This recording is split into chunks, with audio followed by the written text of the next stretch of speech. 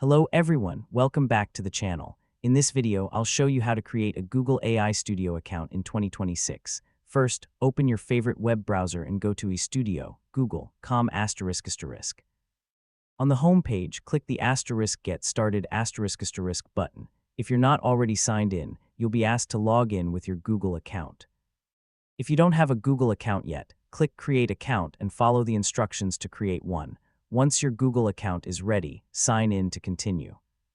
After signing in, Google AI Studio may ask you to review and accept its terms of service.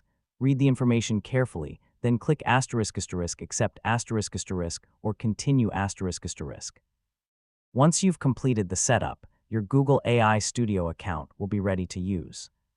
You'll be taken to the main dashboard where you can create prompts, test Gemini models, generate code, and build AI-powered applications. Take a few minutes to explore the interface. You'll see options to start a new prompt, choose different AI models, adjust settings, and manage your projects. If you're planning to use the Gemini API, you can also generate an API key from the dashboard by following the available instructions.